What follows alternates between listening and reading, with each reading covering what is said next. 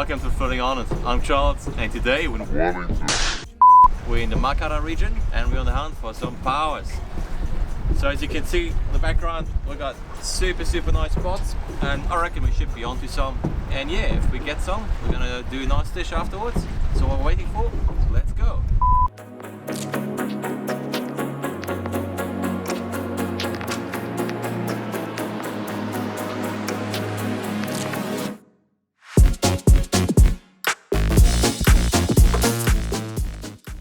Windy Wellington, nothing out of the ordinary when it comes to 40k wind gusts as a standard. But nevertheless, we have a good plan and an epic crew that makes all the difference. We're heading out from Makara on a 5-meter center console for a spearfishing mission. Today's captain is my good mate Brad Gibbs, a well-known Kiwi powerlifter around the world.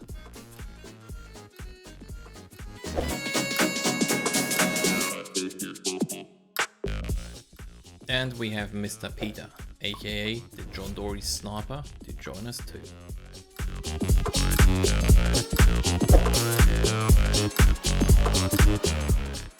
And me to complete the team.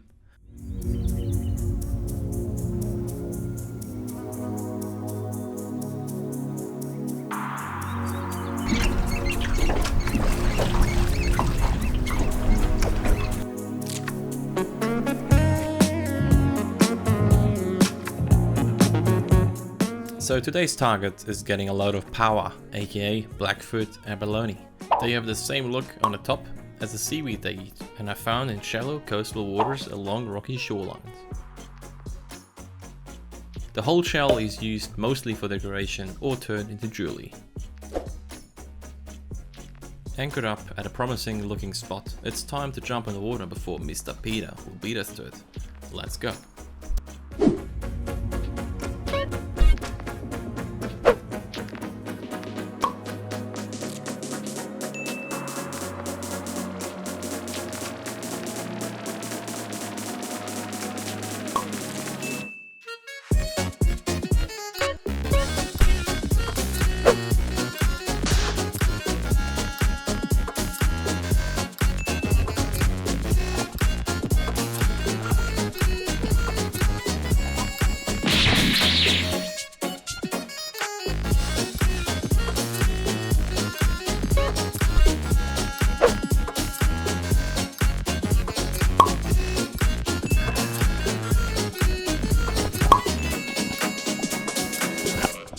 And here I could see a red moki next to a boulder.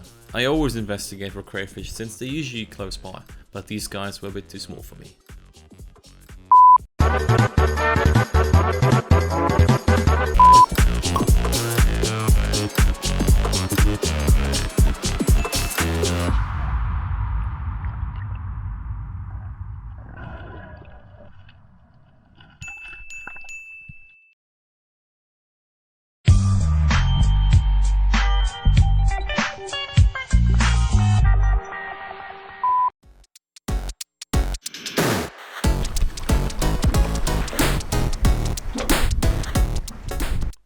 Alrighty, and this is how we measure them.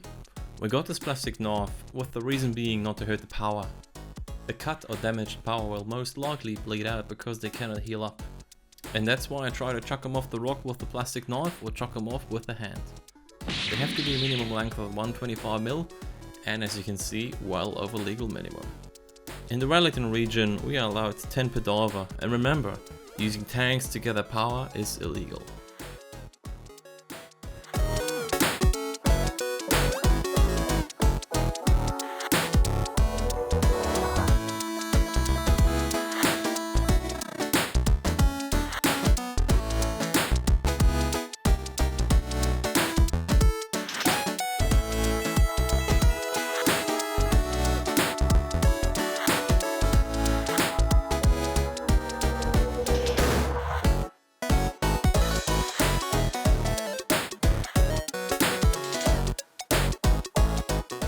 Oh, wow. This looks like a spider. It's a Paua crab. It's so cool. Alrighty, here's our Paua. There's a few ways to do it. I'm going to show you my way. This is with the thumb, and it's fairly easy. So this is the back of the Paua, this is the front. Just go in here and go along the bottom of the shell, go in with the thumb, just keep pressing until you get under them and get the whole Paua out without ripping it open. Proper shell, you still have the whole guts intact, and yeah, you're just gonna get the guts out, and we can cut the skirts off, which are usually a bit too tough to eat, so you can mince them down for raviolis, which we're gonna do another time.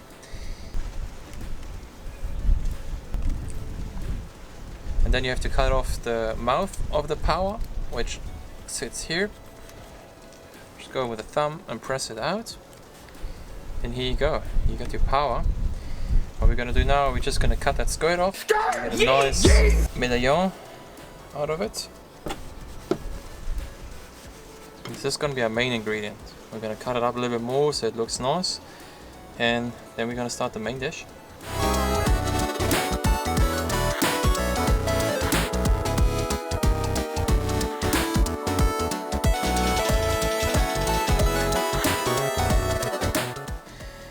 These are the guts and the offcuts we're not going to eat, and they are really good for burley or bait or even to catch crayfish with, so nothing will go to waste that we got here. The Paua shells, you can use them for decoration, and it's just beautiful.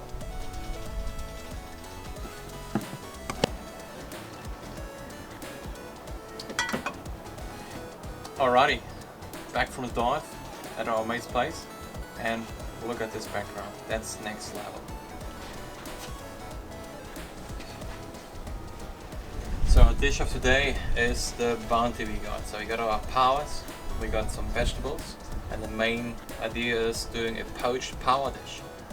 I'm not sure if you've seen it before, but we're gonna give it a go, and I can tell you it's next level. And super easy to do. 5 minutes preparation, about 2 hours simmering, and that's it. So, let's go.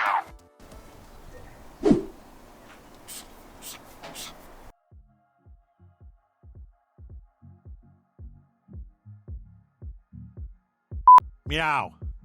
Meow, meow, meow, meow, meow. Alrighty, we're gonna start with the ginger. And for this I'm just gonna use a spoon and take the skin off. And from here on we're gonna cut up all our veggies, give them a quick browning session with olive oil before adding our Pauas. That one. Yeah. What about that one?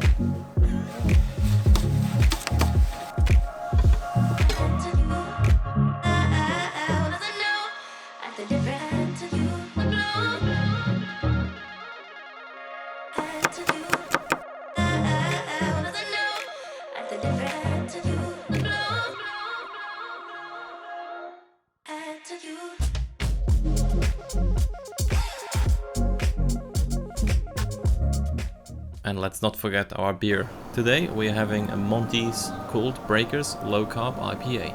It's a goodie.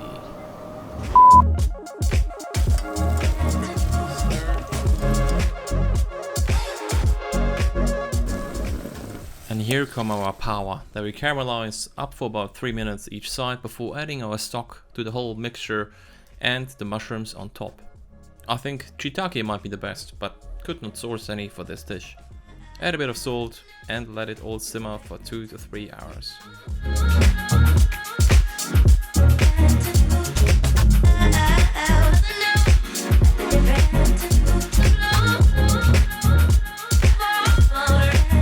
In the meantime, we transferred it all to a bigger pot.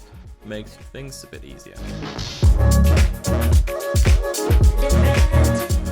And don't forget to get the broccoli as well as the rice ready closer to the end stage.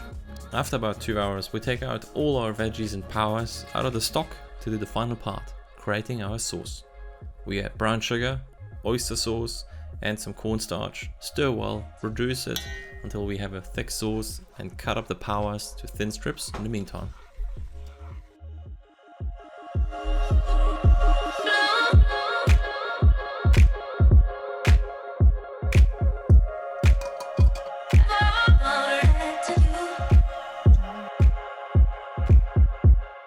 And then we are ready for plating up.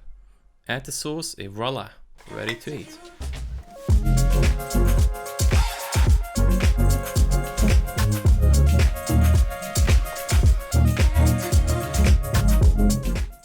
And that's it for part 1.